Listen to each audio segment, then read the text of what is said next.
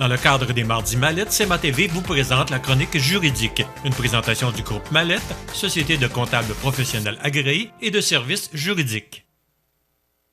Je vous souhaite la bienvenue à cette autre chronique juridique en compagnie de Maître Gabriel Sanson du groupe Mallette Juridique. Bonjour, Maître Sanson, vous allez bien? Ça va très bien. On va parler aujourd'hui du transfert d'immeubles au décès. Comment on transfère l'immeuble?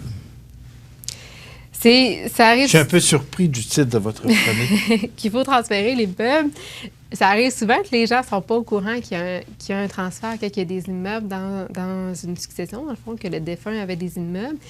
Et les gens ne le savent pas. Puis ça arrive, s'ils ne viennent pas nous voir pour le règlement de la succession ou pour certaines parties du règlement de la succession, on a souvent des gens qui nous appellent, ça fait un an et demi que la personne est décédée, puis c'est les assurances qu'à un moment donné, ils s'en sont rendus compte, puis qui ont dit au liquidateur, mais c'est parce qu'il faut un acte, il faut que l'immeuble soit transféré. Donc, c'est ce que je voulais vous parler aujourd'hui parce que ça s'appelle une déclaration de transmission immobilière. Et c'est un acte qui fait partie des quelques actes qui sont obligatoirement notariés par le Code civil du Québec. Donc, il faut absolument avoir un notaire pour faire un transfert d'immeuble lors d'un décès.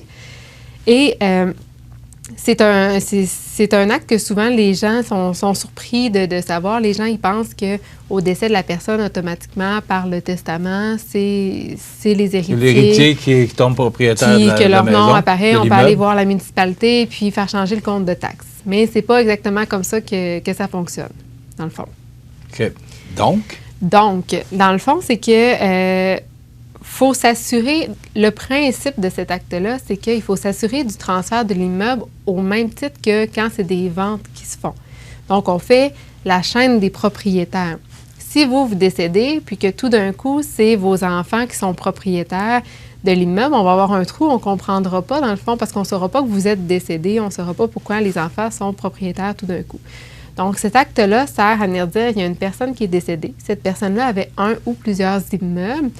Et on a un testament, toutes les vérifications ont été faites. C'est ce testament-là qui s'applique ou c'est la loi qui s'applique. Donc, on va venir dire qui se trouve à hériter par la loi et par le testament.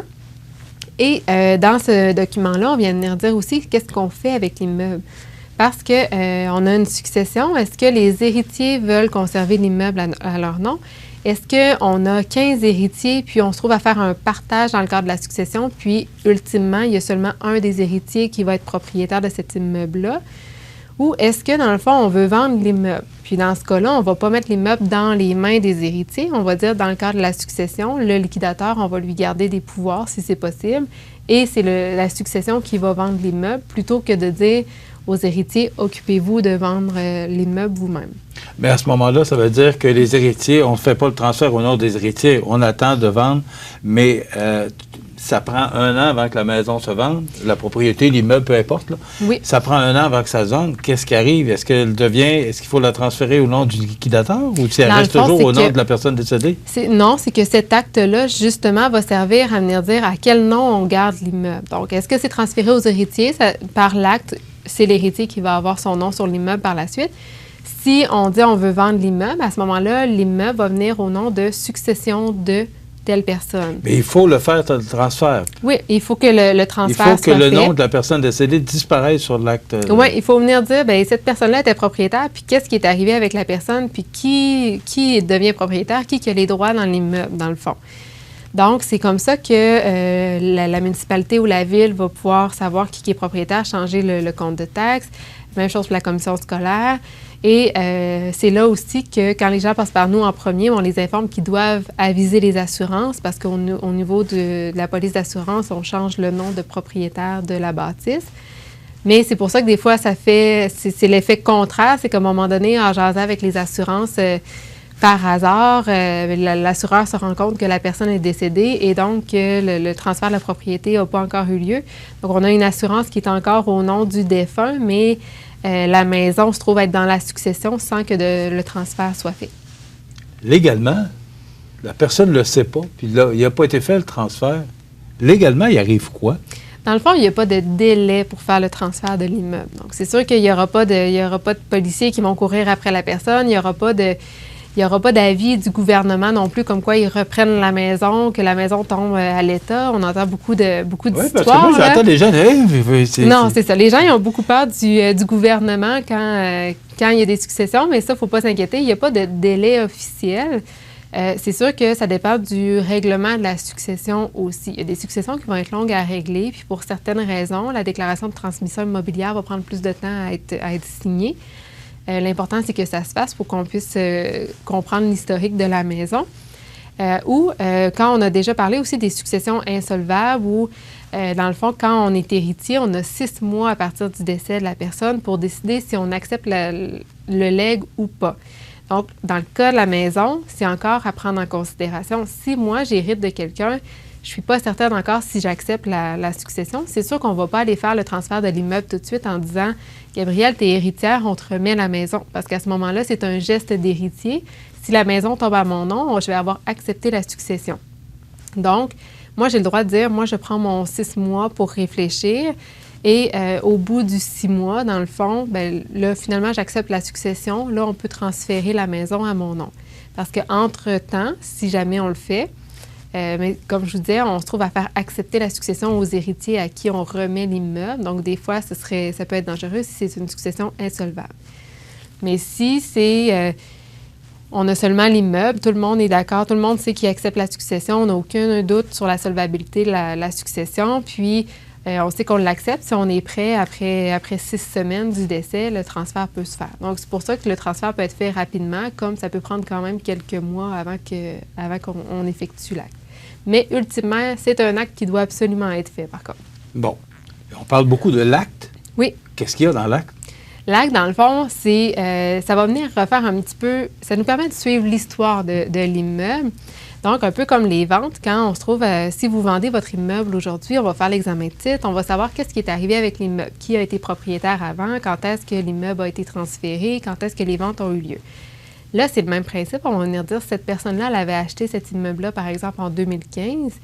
On vient dire que la personne est décédée, depuis quand elle est décédée, donc ça vient nous situer dans le temps. Est-ce qu'on avait un testament? Pas de testament. La personne, quel immeuble elle avait? Donc, la personne peut avoir un immeuble, on peut avoir plusieurs immeubles qui sont transigés dans cet acte-là. Et selon la loi ou selon le testament, qui se trouve à hériter de quel immeuble aussi? Des fois, on va léguer un immeuble à une personne en particulier, un autre immeuble à une autre personne. Donc, ça nous permet vraiment de suivre qu'est-ce qui a été fait par le défunt par rapport à ces immeubles et à la fin du document, qui est propriétaire de l'immeuble.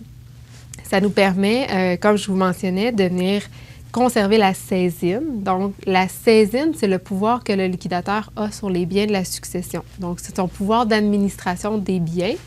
Si jamais on n'a pas d'héritier qui conserve l'immeuble, on va venir dire que le liquidateur va conserver la saisine, donc il va conserver l'administration de cet immeuble-là pour pouvoir vendre par la suite. Donc, c'est pour ça que des fois, vous allez voir une vente qui va avoir eu lieu par une succession. Le fait que la succession a le droit de vendre, c'est qu'on est venu confirmer que le liquidateur peut faire ce geste-là, dans le fond, sans avoir besoin de faire signer les héritiers comme quoi ils acceptent la vente de la maison.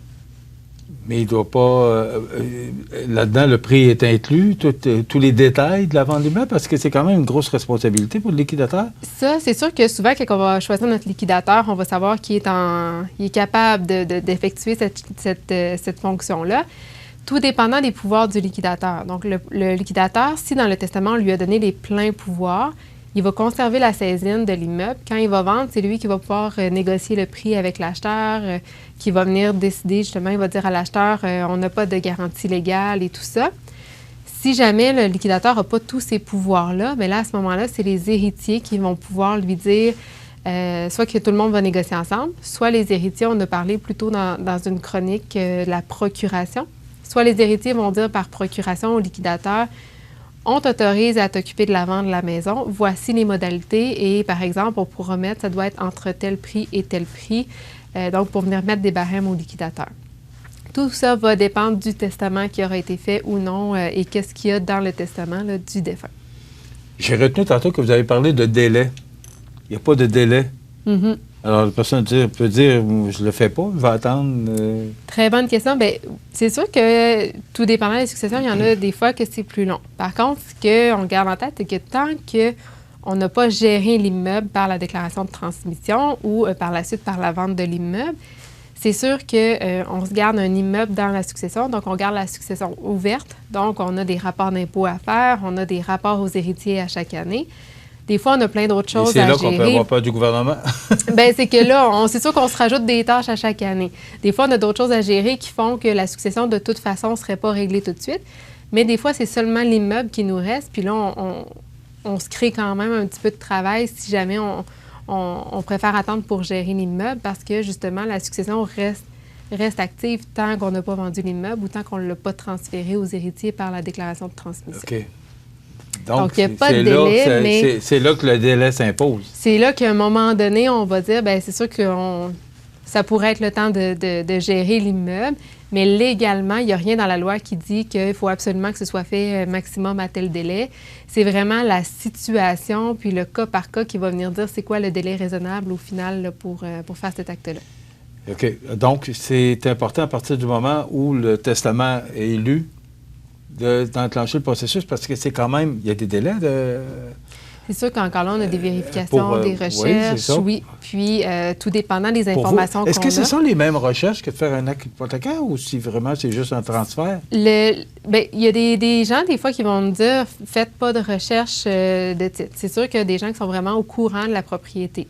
Par contre, sinon, pour l'héritier, pour bien savoir l'immeuble qu'il reçoit, est-ce qu'il y avait une hypothèque dessus, est-ce qu'il y avait des servitudes qui s'appliquent, dans la majorité des cas, on va faire une recherche de titre qui est comme quand on fait une transaction avec une vente standard. Donc, pour savoir ce qui s'est passé sur l'immeuble et quelles charges peuvent s'appliquer sur cet immeuble-là pour que les héritiers soient bien au courant aussi. Mais me semble que ça devient essentiel. De le faire, bien, c'est que... parce que si on ne sait pas ce que le défunt a fait, ou la mais défunte... des fois, ça peut permettre à des gens de prendre la décision s'ils conservent l'immeuble ou non. Donc, effectivement... Oui. Mais de vérifier les titres, ça devient... C'est que le principe est que si on se trouve on hérite, de toute façon, l'immeuble nous revient. Donc, à part si on décide de le vendre, l'immeuble nous revient et quand on le prend, on n'a pas le choix de le prendre comme il est, donc avec les problèmes de titre de propriété s'il y en a. Donc, c'est pour ça qu'il y a des gens, des fois, qui vont être à l'aise de le prendre comme ça.